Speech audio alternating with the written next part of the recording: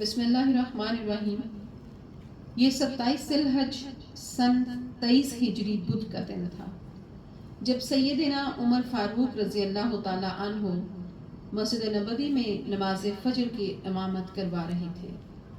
نماز کے دوران ابو لولو فیروز نامی مجوسی غلام نے زہر آلود خنجر سے خلیفہ دوم سیدنا عمر فاروق رضی اللہ تعالیٰ عنہ پر 3 وار کیے اور آپ رضی اللہ تعالیٰ عنہ زخمی ہو کر گر پڑے، اور پھر حضرت عبد الرحمن بن عوف رضی اللہ تعالیٰ عنہ نے نماز کی امامت کروائی۔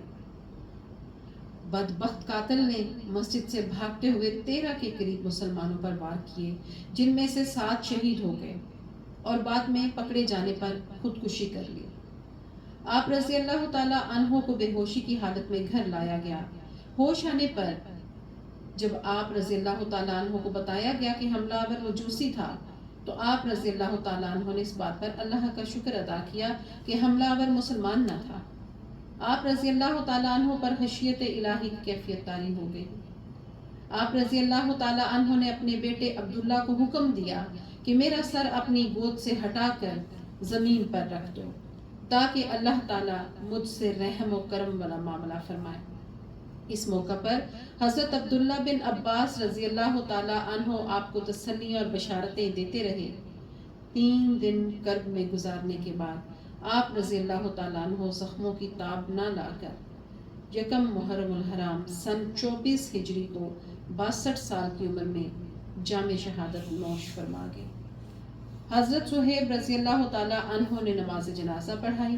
حضرت علی رضی اللہ تعالیٰ عنہ، حضرت عثمان رضی اللہ تعالیٰ عنہ، حضرت عبد الرحمن رضی اللہ تعالیٰ عنہ، حضرت سعد رضی اللہ تعالیٰ عنہ، حضرت سعد بن وقاص رضی اللہ تعالیٰ عنہ، حضرت طلحہ رضی اللہ تعالیٰ عنہ اور حضرت عبد الرحمن بن عوف رضی اللہ تعالیٰ عنہ نے سیدنا عمر فاروق رضی اللہ تعالیٰ عنہ کو قبر میں اتارا۔